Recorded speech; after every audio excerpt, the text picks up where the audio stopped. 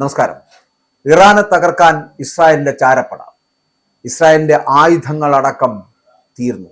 ഇറാനുമായുള്ള യുദ്ധത്തിലെ നാശനഷ്ടങ്ങളുടെ യഥാർത്ഥ ചിത്രം പുറം ലോകം അറിയാതിരിക്കുവാൻ ഇസ്രായേൽ സൈന്യം സത്യത്തിൽ മാധ്യമങ്ങൾക്ക് നേരെ കർശനമായിട്ടുള്ള വിലക്ക് ഏർപ്പെടുത്തിയിരിക്കുകയാണ്.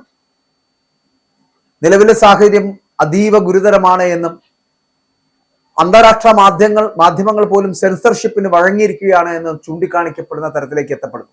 ഇസ്രായേൽ വെളിപ്പെടുത്താൻ ആഗ്രഹിക്കാത്ത മാരകമായിട്ടുള്ള നാശനഷ്ടങ്ങൾ അനുഭവിക്കുന്നത് കൊണ്ടാണ് അത്തരത്തിൽ പുറം ലോകമൊന്നും അറിയാൻ തയ്യാറാകാത്തതും അറിയാൻ സമ്മതിക്കാത്തതും.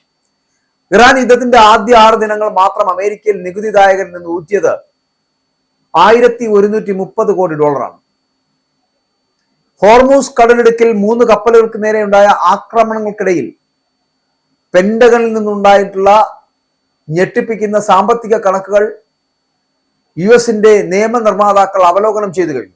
2 ആഴ്ചയിൽ താഴെയുള്ള യുദ്ധത്തിൽ ഇറാനിൽ 1000-ലധികവും മേഖലയിൽ ഉടനീളവും 100 കണക്കിന് ആളുകൾ കൊല്ലപ്പെട്ടിരിക്കുന്നു.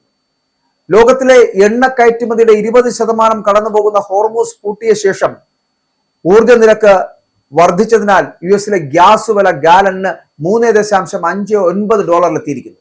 തന്റെ ശത്രുക്കൾ ഇറാനിലല്ല, പകരം വാഷിംഗ്ടണിലും തെല്ലവീവിലും ലണ്ടനിലും കാൻബറയിലുമാണ് എന്ന് ഓസ്ട്രേലിയൻ പത്രപ്രവർത്തക ഉപന്യാസകരുമായിട്ടുള്ള ചിത്രകാരിയുമായിട്ടുള്ള കെയ്റ്റ്ലിൻ ജോൺസൺ പ്രസ്താവിച്ചത് ഇതേ വാർത്തകൾ കണ്ടിട്ടാണ്. സർക്കാരിന്റെയും സഖ്യകക്ഷികളുടെയും ദുരുപയോഗങ്ങളെ വിമർശിക്കുന്നത് എന്ന് പറയപ്പെടുന്ന നിയമവിരുദ്ധവും സാമ്രാജ്യത്വ ആഹ്വാനത്തിന് അല്ലെങ്കിൽ അതിന്റെ ആഖ്യാനം എന്താണോ അതിനു വേണ്ടിയിട്ട് യോജിക്കാത്ത തരത്തിലുള്ള വിവരങ്ങൾ കണ്ടെത്തുന്നത് കൂടുതൽ പ്രയാസകരവുമായി കൊണ്ടിരിക്കുകയാണെന്നുള്ളതാണ്.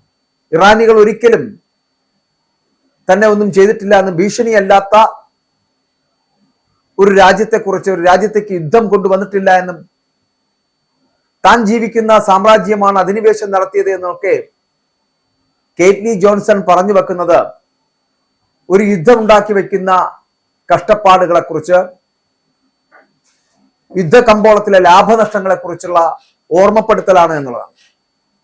ഇസ്രായേലിന്റെ ആയുധങ്ങളടക്കം തീരുന്ന സാഹചര്യത്തിലും ഇറാനെ തകർക്കാനുള്ള ഇസ്രായേലിന്റെ ചാരപ്പടയുടെ കടന്നുകയറ്റം എന്ന് പറയപ്പെടുന്നത് ഒരിക്കലും ന്യായീകരിക്കുവാൻ കഴിയുന്നില്ല. ഇവിടെ എന്തൊക്കെ നാശനഷ്ടങ്ങളാണ് ഒരു യുദ്ധവുമായിട്ടുണ്ടാകുന്നത്. പലായനങ്ങളുടെ കണക്കുകൾ എടുത്താൽ ഇറാനെതിരായിട്ടുള്ള US ഇസ്രായേൽ യുദ്ധം ലക്ഷക്കണക്കിന് പേരെയാണ് പലായനം ചെയ്യാൻ നിർബന്ധിതമാക്കിയത് എന്നുള്ളതാണ്. ഇപ്പൊ ലെബനിൽ 8 ലക്ഷത്തോളം ആളുകളെ തെക്കൻ പ്രദേശങ്ങളിൽ നിന്നും ബെയ്റൂത്തിന്റെ പ്രാന്തപ്രദേശങ്ങളിൽ നിന്നും കുടിയിറക്കി. അത് ജനസംഖ്യയുടെ 14% വരും. പശ്ചിമേഷ്യയിൽ ഉടനീളമുള്ള ആക്രമണം തീവ്രമായിട്ടുള്ള അഭയാർത്ഥി പ്രതിസന്ധിക്ക് കാരണമായി. ഇറാനിലെ അഭയാർത്ഥി കുടുംബങ്ങൾ ഭൂരിഭാഗവും അഫ്ഗാൻ വംശജരാണ് എന്നുള്ളതാണ്. നിലനിൽക്കുന്ന അപകടകരമായിട്ടുള്ള സാഹചര്യം, പരിമിതമായിട്ടുള്ള പിന്തുണാ ശൃംഖലകൾ എന്നിവ കാരണം അവർ പ്രത്യേകിച്ച് ദുർബലരാണ്. അരക്ഷിതാവസ്ഥയേറുകയും അവശ്യ സേവനങ്ങളിലേക്കുള്ള പ്രവേശനം കുറയുകയും ചെയ്യുന്നതിനാൽ പലരും പ്രശ്നബാധിത പ്രദേശങ്ങൾ വിട്ടുപോകുന്നു എന്നുള്ളതാണ്.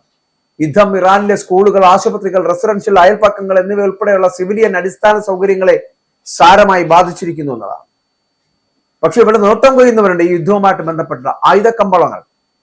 യുദ്ധഭീതിയിൽ എല്ലാ രാജ്യങ്ങളും പ്രതിരോധ ബജറ്റ് വർദ്ധിപ്പിച്ചപ്പോൾ ഇന്ത്യയുടെ ബ്രഹ്മോസ് ക്രൂയിസ് മിസൈലുകൾ വൻതോതിൽ വിറ്റുപോയി എന്നുള്ളതാണ്. ഏഷ്യ മുതൽ ലാറ്റിൻ അമേരിക്ക വരെയുള്ള ഒട്ടേറെ രാജ്യങ്ങൾ ബ്രഹ്മോസ് കരാറിൽ ഒപ്പുവെക്കുന്നതിന്റെ അന്തിമ ചർച്ചകളിലുമാണ്. ഫിലിപ്പീൻസ് ആണ് ആദ്യം വാങ്ങിയത് $37.5 കോടി ബ്രഹ്മോസ് കരാർ. പിന്നാലെ ഇന്തോനേഷ്യ $30 മുതൽ $45 കോടി ഔദ്യോഗിക കരാറിൽ ഏർപ്പെട്ടു. തീരദേശ സംരക്ഷണം ശക്തമാക്കുന്നതിനാണ് അവർ ഈ ബ്രഹ്മോസ് തിരഞ്ഞെടുത്തിരിക്കുന്നതെന്നാണ്. വിയറ്റ്നാമുമായിട്ട് ഏകദേശം $70 കോടി കരാറിനായി ചർച്ചകൾ അന്തിമഘട്ടത്തിലെത്തി. Malaysia, UAE, Saudi Arabia, Qatar തുടങ്ങിയ രാജ്യങ്ങളൊക്കെ ഈ മിസൈൽ വാങ്ങുന്നതിൽ അതീവ താല്പര്യം പ്രകടിപ്പിച്ചിരിക്കുകയാണ്. ഇപ്പൊ ലാറ്റിൻ അമേരിക്കൻ രാജ്യങ്ങളായിട്ടുള്ള ചിലി, ബ്രസീൽ, അർജന്റീന എന്നിവയും ഇതേ പട്ടികയിലാണ്. പഹൽഗാം ഭീകരാക്രമണ ശേഷം ഓപ്പറേഷൻ സിന്ദൂറിൽ പാകിസ്ഥാനെ വീഴ്ത്തിയ ബ്രഹ്മോസിന്റെ കയറ്റുമതിയിലൂടെ മാത്രം ഈ പതിറ്റാണ്ട് അവസാനമാകുമ്പോഴേക്കും ഏകദേശം $500 കോടി നേടിയെടുക്കാനാകുമെന്നാണ് ഇന്ത്യയുടെ കണക്കുകൂട്ടൽ. ലോകത്തിലെ ഏറ്റവും വേഗതയേറിയ സൂപ്പർസോണിക് ക്രൂയിസ് മിസൈലുകളിൽ ഒന്നാണ് ബ്രഹ്മോസ് എന്ന് പറയപ്പെടുന്നത്. അതുകൊണ്ടാണ് ഇതിന് ഇത്രയധികം ആവശ്യമേറിയിരിക്കുന്നതാണ്. ശബ്ദത്തെക്കാൾ 3 ഇരട്ടി വേഗത്തിൽ സഞ്ചരിക്കുന്നതിനാൽ ശത്രുക്കളുടെ റഡാറുകൾക്ക് കണ്ടെത്തുവാനോ തകർക്കുവാനോ ഉള്ള സമയം വളരെ കുറവാണ്. കരയിൽ നിന്നും, കടലിൽ നിന്നും, ആകാശത്തു നിന്നും, അന്തർവാഹിനികളിൽ നിന്നും തൊടുത്തുവിടാൻ കഴിയുന്നതാണ് ബ്രഹ്മോസ് എന്ന് പറയപ്പെടുന്നത്. അതുകൊണ്ട് തന്നെ വൻതോതിൽ ഉപയോഗിക്കപ്പെടുന്നതിനാൽ ആയുധക്ഷാമം പല രാജ്യങ്ങളെയും വലയ്ക്കുകയാണ്. ഇസ്രായേലും അത്തരത്തിൽ വലയുകയാണ് ആയുധക്ഷാമത്തിലൂടെ. ഗുണനിലവാരമുള്ള ഇനങ്ങളാണ് എല്ലാവരും തിരഞ്ഞുകൊണ്ടിരിക്കുന്നത്. ഫയർ ആൻഡ് ഫോർഗറ്റ് സാങ്കേതിക വിദ്യ ഉപയോഗിക്കുന്നതിനാൽ വിക്ഷേപിച്ചാൽ ബ്രഹ്മോസ് സ്വയം ലക്ഷ്യസ്ഥാനം കണ്ടെത്തി തകർക്കുമെന്നുള്ളതാണ്. മറ്റ് സബ്സോണിക് മിസൈലുകളെ അപേക്ഷിച്ചിട്ടാണെങ്കിൽ 9 മടങ്ങ് അധികം ഗതികോർജ്ജമുള്ള അവയെ തടയാൻ നിലവിൽ ലോകത്തെ ഒരു പ്രതിരോധ സംവിധാനത്തിനും കഴിഞ്ഞിട്ടില്ല എന്നുള്ളതാണ്. ഇന്ത്യയും റഷ്യയും സംയുക്തമായിട്ട് ബ്രഹ്മോസ് വികസിപ്പിച്ചിരിക്കുന്നത്. കഴിഞ്ഞ 10 വർഷത്തിനിടെ ഇന്ത്യയുടെ പ്രതിരോധ കയറ്റുമതിയിൽ വൻ വർധനമാണ് ഉണ്ടായിരിക്കുന്നത്. 2013-14 കാലയളവിൽ 686 കോടി രൂപ മാത്രമായിരുന്നത് 2024-25 എത്തപ്പെടുമ്പോൾ 23,622 കോടി രൂപയിലേക്ക് വർദ്ധിച്ചിരിക്കുന്നു എന്നതാണ്. പിനാക്ക റോക്കറ്റ് സിസ്റ്റവും ഒപ്പം തന്നെ ഡോർണിയർ 228 വിമാനങ്ങളും ഒക്കെ വിവിധ രാജ്യങ്ങളിലേക്ക് കയറ്റുമതി ചെയ്യുന്നുണ്ട്.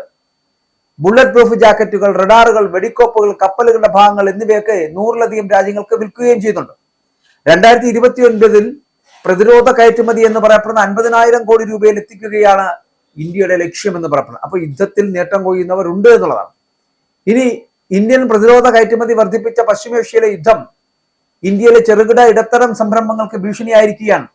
അതായത് ഇപ്പോൾ ഇറക്കുമതി ചെയ്യുന്ന ഊർജത്തെ ഏറെ ആശ്രയിക്കുന്ന ഇന്ത്യ അസംസ്കൃത എണ്ണ, ഒപ്പം തന്നെ ദ്രവീകൃത പ്രകൃതിവാതകം, ദ്രവീകൃത പെട്രോളിയം വാതകം എന്നിവയുടെയൊക്കെ രൂക്ഷമായിട്ടുള്ള ക്ഷാമം കാരണം ഈ ഗുരുതരമായിട്ടുള്ള പ്രത്യാഘാതങ്ങൾ നേരിടുകയാണ് ഇന്ത്യൻ ജനത. അസംസ്കൃത എണ്ണ ആവശ്യത്തിന്റെ 90% ഇറക്കുമതി ചെയ്യുന്നതാണ്. 55% Iraq, Saudi Arabia, UAE, Kuwait, Qatar തുടങ്ങിയ പ്രധാന വിതരണക്കാരിൽ നിന്നാണ് ഹോർമൂസ് കടലിടുക്ക് വഴി എത്തിക്കുന്നത് എന്നുള്ളതാണ്. LPG ഇറക്കുമതിയുടെ ഏകദേശം 90%-ലേറെയും മധ്യപൂർവ്വ ദേശത്ത് നിന്നാണ് ഉണ്ടാകുന്നത്. ഊർജ ആവശ്യങ്ങൾക്ക് കൂടാതെ ഇന്ത്യ ആശ്രയിക്കുന്നത് പശ്ചിമേഷ്യൻ അസംസ്കൃത വസ്തുക്കളെയാണ്. അതിൽ പെട്രോളിയം കോക്ക് എന്ന് പറയപ്പെടുന്നത്, അതായത് സിമന്റ് ചൂളകൾ, അലുമിനിയം ഉരുക്കൽ, വൈദ്യുതി ഉൽപാദനം എന്നിവയ്ക്ക് വേണ്ടിയിട്ട് ഉപയോഗിക്കുന്ന സാധനമാണ് പെട്രോളിയം കോക്ക് എന്ന് പറയപ്പെടുന്നത്. മറ്റൊന്ന് ഈ ചുണ്ണാമ്പുകല്ല്, ജിപ്സം, അത് ഈ സിമന്റ് ഉൽപാദനത്തിന് വേണ്ടിയിട്ട് അത്യാവശ്യമായിട്ട് ഉപയോഗിക്കുന്ന 2 സാധനങ്ങളാണ്. കൂടാതെ സൾഫർ, വളങ്ങൾക്കും രാസവസ്തുക്കൾക്കും ഒക്കെ ഉപയോഗിക്കുന്ന സാധനം. അങ്ങനെ വിവിധ ലോഹങ്ങൾ ഉൾപ്പെടെയുള്ള കാര്യങ്ങൾ പുറത്തു നിന്ന് ഇറക്കുമതി ചെയ്യേണ്ടി വരും. ഒപ്പം തന്നെ ഇപ്പൊ സൈനിക ആക്രമണങ്ങൾ കാരണം ഉണ്ടാകുന്ന തടസ്സങ്ങൾ, അത് എന്ന് പറയുന്നത് നിർമ്മാണം, അടിസ്ഥാന സൗകര്യങ്ങൾ, കൃഷി, ഉൽപാദന മേഖലകളെയൊക്കെ സാരമായി യുദ്ധം ബാധിക്കുന്നുണ്ട് എന്നുള്ളതാണ്. അപ്പൊ അത് ഉൽപാദന ചെലവ് വർദ്ധിപ്പിക്കുകയും ഒപ്പം തന്നെ വിതരണ ശൃംഖലകൾക്ക് ഭീഷണിയാവുകയും ചെയ്യുന്നു. ആഗോള സമുദ്രമാർഗ എണ്ണ വ്യാപാരത്തിന്റെ 1/5 കൈകാര്യം ചെയ്യുന്ന ഹോർമൂസ് കടലിടുക്ക് അതുവഴിയുള്ള ഗതാഗതം ഇറാൻ തടസ്സപ്പെടുത്തിയത് ആഗോള ഊർജ്ജ വില കുതിച്ചു വരുവാൻ കാരണമായി തീർന്നു എന്നുള്ളതാണ്. ടാങ്കർ നീക്കങ്ങൾ നിലയ്ക്കുന്നു, ഇൻഷുറൻസ് ചെലവുകൾ കുതിച്ചുയരുന്നു. ഇതൊക്കെ വലിയ പ്രതിസന്ധി സൃഷ്ടിക്കുന്നു എന്നുള്ളതാണ്. ഇപ്പോ തമിഴ്നാട്ടിലെ ഊർജ്ജം ആശ്രയിച്ചുള്ള വ്യവസായങ്ങളിലെ ചെറുകിട സംരംഭങ്ങളിലൊക്കെ ഈ ആഘാതം വളരെ ദൃശ്യമാണ് എന്നുള്ളതാണ്. ഇപ്പൊ കോയമ്പത്തൂർ മുതൽ സേലം വരെയുള്ള വ്യവസായ കേന്ദ്രങ്ങളിലും തീപ്പെട്ടി ക്ലസ്റ്ററുകളിലും ഒക്കെ LPGയുടെയും അനുബന്ധ പെട്രോളിയം ഉൽപ്പന്നങ്ങളുടെയും ഒക്കെ രൂക്ഷമായിട്ടുള്ള ക്ഷാമം നേരിടുന്നു. ഇറാനിൽ നിന്നുള്ള പാരഫിൻ വാക്സ് പോലുള്ള പ്രത്യേക അസംസ്കൃത വസ്തുക്കളുടെ ഇറക്കുമതി നിർത്തിവെച്ചതും ഒക്കെ ഇപ്പൊ വിനയായി തീർന്നിരിക്കുകയാണ്. അതുപോലെയാണ് തൂത്തുക്കുടി ജില്ലയിലെ കോവിൽപ്പട്ടി, കഴുകുമല, എട്ടയപുരം, കദളിയൂർ എന്നിവിടങ്ങളിൽ കേന്ദ്രീകരിച്ചുകൊണ്ടുള്ള തീപ്പെട്ടി വ്യവസായം, തെങ്കാശി, വിരുദനഗർ, വെല്ലൂർ, ധർമ്മപുരി എന്നീ ജില്ലകളിലായിട്ടുള്ള 400ഓളം വരുന്ന യന്ത്രവൽകൃത ഫാക്ടറികൾ പ്രവർത്തിക്കുന്നു. ആ മേഖലയിൽ 90% സ്ത്രീ തൊഴിലാളികളാണുള്ളത്. 5 ലക്ഷം ആളുകൾ നേരിട്ടും അല്ലാതെയും ഒക്കെ ഉപജീവനത്തിന് ഇതിനെ ആശ്രയിക്കുകയും ചെയ്യുന്നുണ്ട്. അതുപോലെ തന്നെയാണ് ഈ തീപ്പെട്ടി വ്യവസായത്തിൽ ഉപയോഗിക്കുന്ന സെമി റിഫൈൻഡ് പാരഫിൻ വാക്സിന്റെ പ്രധാന വിതരണക്കാരെന്ന് പറയപ്പെടുന്നത് ഇറാനാണ്. വർഷത്തിലെ ഇന്ത്യൻ ഇറക്കുമതി 1 ലക്ഷം മുതൽ ഏകദേശം 1.5 ലക്ഷം മെട്രിക് ടൺ വരെ ആണ് എന്നുള്ളതാണ്. തമിഴ്നാട്ടിലെ വ്യവസായങ്ങൾ പ്രധാനമായിട്ടും ഇറാനിൽ നിന്നുള്ള വിതരണത്തെ ആശ്രയിച്ചിരിക്കുന്നതിനാൽ തന്നെ പ്രതിസന്ധി രൂക്ഷമാണ് എന്നുള്ളതാണ്. ഷിപ്പിംഗ് നിർത്തിവെച്ചതിനെ തുടർന്ന് വിതരണം പൂർണ്ണമായിട്ടും നിലച്ചതിനാൽ ഉയർന്ന വില കൊടുക്കുവാൻ നിർബന്ധിതമായി തീരുന്നു. തമിഴ്നാട്ടിലുടനീളമുള്ള സൂക്ഷ്മ, ചെറുകിട, ഇടത്തരം സംരംഭങ്ങളെയെല്ലാം ഈ LPG ക്ഷാമം ഒരുപോലെ ബാധിക്കുന്നു എന്നുള്ളതാണ്. ഇപ്പൊ എഞ്ചിനീയറിംഗ്, മെഷീനറി, സ്പെയർ പാർട്സ് വ്യവസായത്തിൽ ഈ തമിഴ്നാടിന്റെ മാഞ്ചസ്റ്റർ എന്നറിയപ്പെടുന്ന കോയമ്പത്തൂരിൽ ഗ്യാസ് കട്ടിംഗ്, ചൂടാക്കൽ പ്രക്രിയകളെ ആശ്രയിക്കുന്ന ആയിരക്കണക്കിന് സൂക്ഷ്മ, ചെറുകിട യൂണിറ്റുകൾ ഉൽപാദനം നിർത്തിവെച്ചിരിക്കുന്ന ഒരു സാഹചര്യത്തിലേക്ക് എത്തിയിരിക്കുന്നു. വാണിജ്യ LPG സിലിണ്ടറുകളിൽ അത് ലഭ്യമല്ലാത്ത ഒരു സാഹചര്യം വന്നപ്പോൾ ഇപ്പോൾ സേലം ജില്ലയിലെ തന്നെ വെള്ളി ആഭരണ നിർമ്മാണശാലകളിലും ഫൗണ്ടറികളിലും ഒക്കെ തൊഴിൽ നഷ്ടം ഉണ്ടാകുമെന്ന ആശങ്കയാണ് ഇപ്പോൾ വർദ്ധിച്ചിരിക്കുന്നത്. അപ്പോൾ ഒരു യുദ്ധം ഉണ്ടാക്കി വെച്ചിരിക്കുന്ന കെടുതികൾ എന്ന് പറയപ്പെടുന്നത് ലോകത്തിന്റെ വിവിധ ഭാഗങ്ങളിൽ, വിവിധ രാജ്യങ്ങളിൽ പല രീതിയിൽ ഉണ്ടാകുന്നു എന്നുള്ളതാണ്. അത് തൊഴിൽ നഷ്ടമാകട്ടെ, ജീവിത സാഹചര്യങ്ങളിൽ വിലവർധനവാകട്ടെ, LPGയുടെയും പെട്രോളിയം ഉൽപ്പന്നങ്ങളുടെയും ലഭ്യത ആകട്ടെ, ഇതെല്ലാം വലിയ പ്രതിസന്ധികൾ സൃഷ്ടിക്കുന്നുണ്ട്. ഇവിടെയാണ് ആയുധങ്ങളടക്കം യുദ്ധത്തിൽ തീർന്നു പോകുന്ന ഇസ്രായേലിന്റെ ഒരു ഗതികേട്, ഒപ്പം തന്നെ പല രാജ്യങ്ങളും ആയുധങ്ങൾ വാങ്ങിച്ചു കൂട്ടുന്നതിന്റെ തിരക്കിലാണ്, അത് വിൽപ്പന നടത്തി അതിലൂടെ ലാഭം കൊയ്യുന്നതിന്റെ തിരക്കിലാണ് മറ്റു പല രാജ്യങ്ങളും, ഇന്ത്യ അടക്കമുള്ള രാജ്യങ്ങൾ. അപ്പോൾ ഇറാനെ തകർക്കാൻ വേണ്ടിയിട്ട് ഇസ്രായേലിന്റെ ചാരപ്പട പക്ഷെ അപ്പോഴും തയ്യാറെടുക്കുന്നുണ്ട്. കൂടാതെ ഏത് നിമിഷം വേണമെങ്കിലും ഇസ്രായേലിന്റെ ബാക്കി ഭാഗങ്ങൾ കൂടി കത്തിച്ചു കളയുവാൻ തയ്യാറാവുകയാണ് ഇസ്രായേൽ.